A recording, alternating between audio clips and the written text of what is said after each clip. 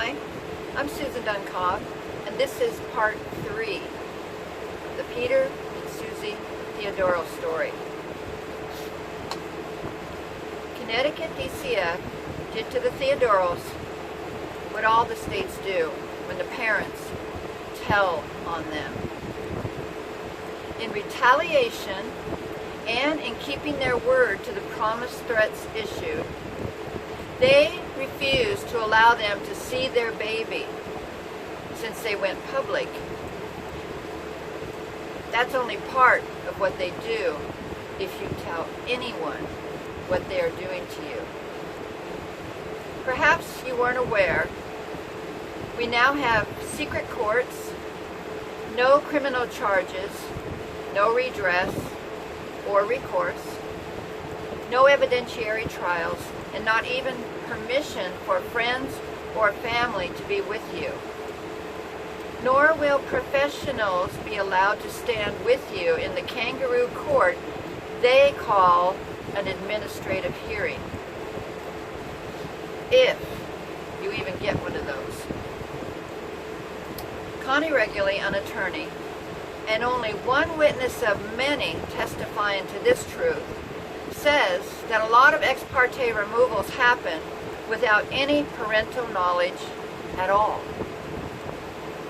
CPS files a motion based on some hearsay, a judge gives an order, and the first the parents hear about it is when the police knock on their door demanding to be let in.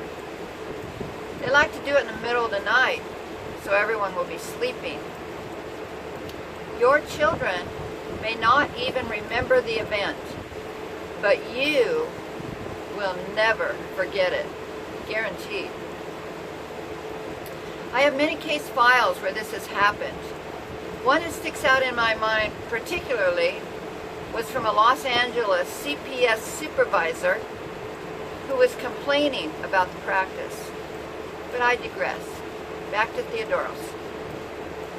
Peter and Suzy are just learning how evil this crime syndicate is.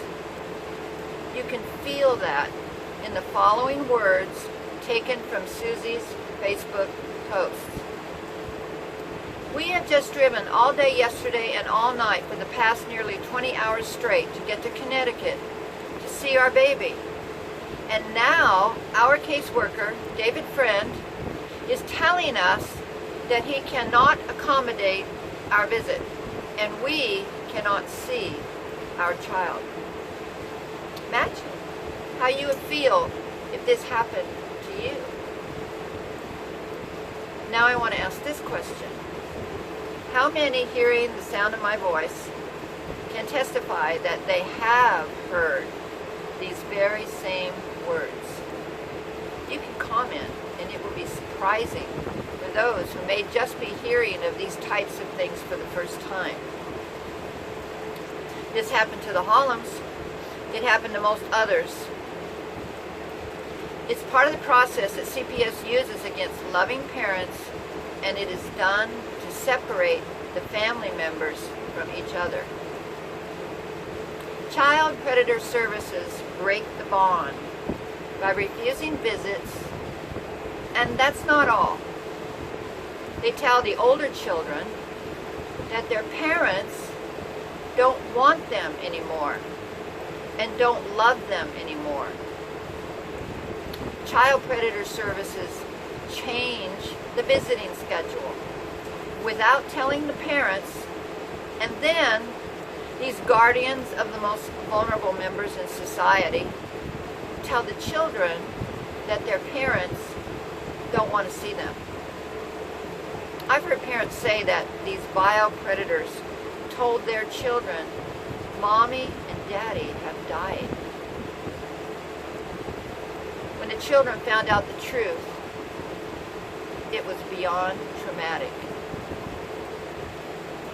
This is all before TPR, which is actually only a formality of sorts, and they don't bother to follow federal rules regarding it either. Being denied visits always comes as a huge shock to trusting and law-abiding citizens. Then there is the additional shock of learning the state writes in their reports that parents refused to visit. What comes next is another thing all parents face: trolls. They come in packs like wild animals, sent to devour and chew up the remains of what was once a healthy family living in peace. Suzy shared about one particular troll named Marissa Goodnight, who came onto her Facebook page and started harassing, bullying, and threatening her, saying that her husband and she got what they deserved, that they were nothing but little liars, and she was really pissed off that they were speaking out about the wonderful hospital where she worked. She went on to say that they had better stop talking smack about her friends at Middlesex or else, and that she had access to Suzy's private health information and was going to start telling the story according to her, even though she was not there and never even saw what happened. Now, Marissa's actions, if she's a real nurse and exists as a person other than just a troll, are a violation of HIPAA and a federal offense. Her license could be revoked if it's reported, and you'd report it to the American Nursing Association. You would screenshot her Facebook posting for proof, and you'd report this offense. After Suzy blocked her, this troll then went on Peter's page and started harassing him. Since then, the trolls have moved in like an army of ants swarming over drop meat at a picnic. You'll see that her links on Facebook are now filled with nothing but trolls, commenting, stating anything they can to try to protect state's interest, and lie in the same ridiculous ways Middlesex Hospital did. Merely an extension of the same war against the family.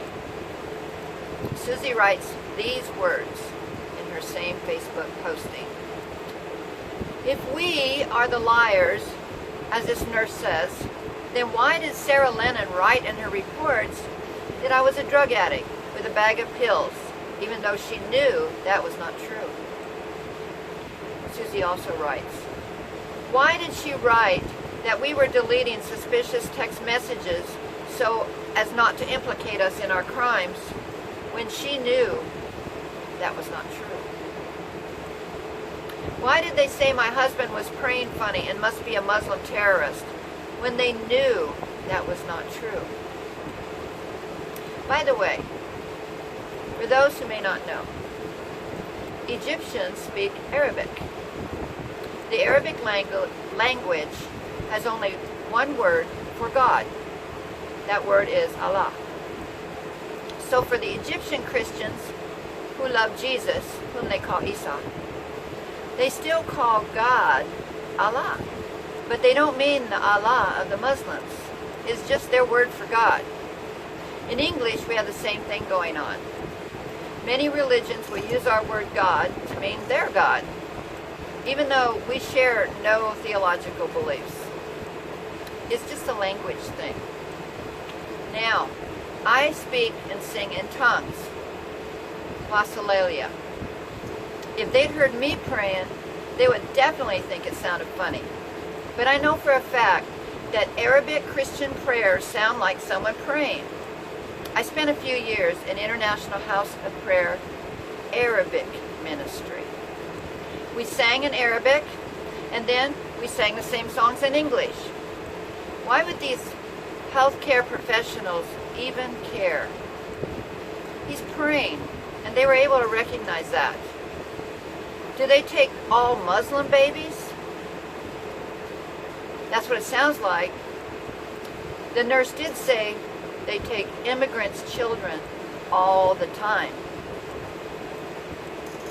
The Hollums had their baby removed from their maternity floor after a 15-minute interview with a social worker who stated their religious beliefs were odd.